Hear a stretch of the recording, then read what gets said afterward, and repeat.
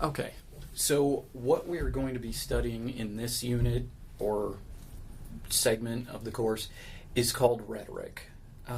Typically you'll encounter that earlier in an English course, but I felt like it was more appropriate to save it for later simply because it can blend with critical analysis, and I did not want to force two papers back to back that seem to be accomplishing the same thing. In the context of the rhetorical analysis paper that we're going to be writing for this portion of the class, I found that it was a little bit more logical to do it this way.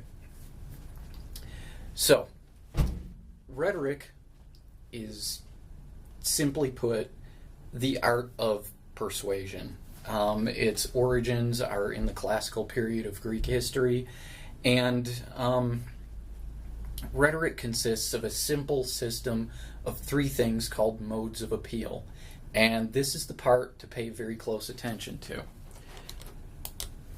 The modes of appeal are appeals to three senses of the audience.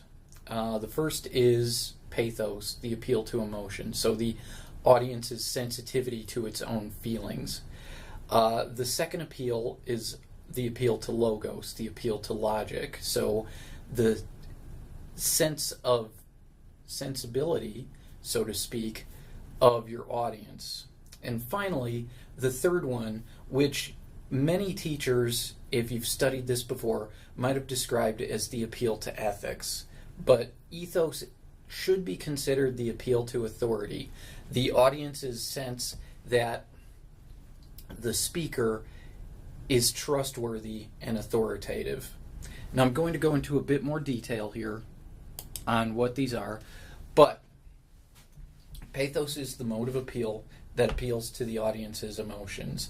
This would be like the use of fear to convince people to avoid using drugs, or the sense of sympathy when you see the commercials for the American Society for Prevention of Cruelty to Animals.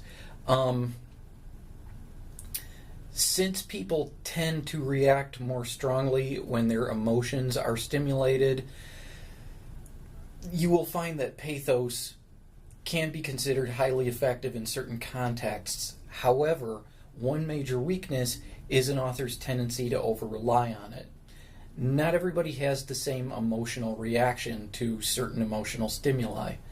Some individuals may even see emotional manipulation for what it is and become defensive. It can work both ways. Next we have logos, the appeal to logic.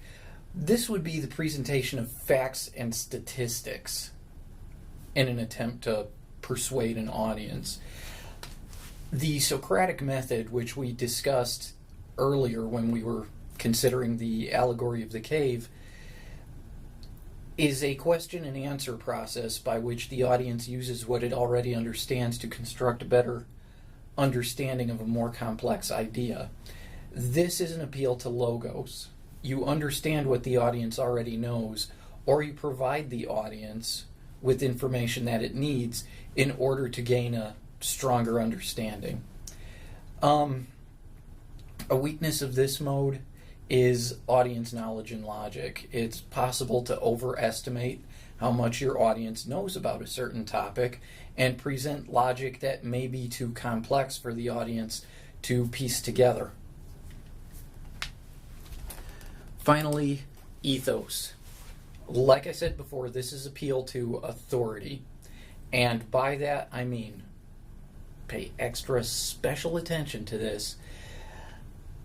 Ethos is often defined as the appeal to ethics, but it's the appeal to an audience's idea that the author is ethical.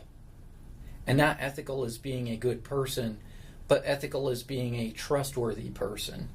In other words, the appeal to ethos establishes that the author knows what he is talking about and has effective enough sources and rhetoric in order to be trusted as a source of authority.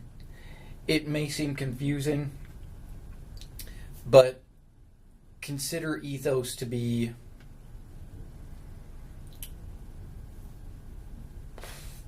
what Plato established in the allegory of the cave by sticking to a straightforward message.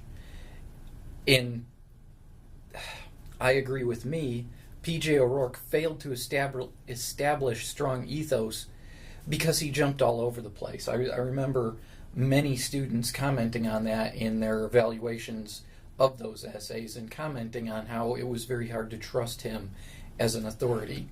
And in that, we were performing rhetorical analysis based on ethos, logos, and pathos. I just didn't identify that. So the most effective form of rhetoric is balanced. It should strike a balance between all three of those modes of appeal. Is it possible always to balance those? Sometimes it's not.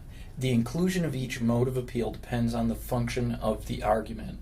A simple message might not accommodate multiple modes of appeal.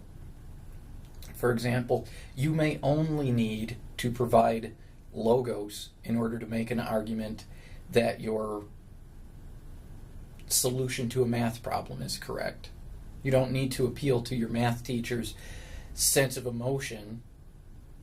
You don't need to establish your authority because he will often have a higher authority regarding math than you. Rather than concentrating on including all modes of appeal, authors should concentrate on excluding non-essential modes of appeal. In academic papers, for example, appeals to emotion are rarely necessary.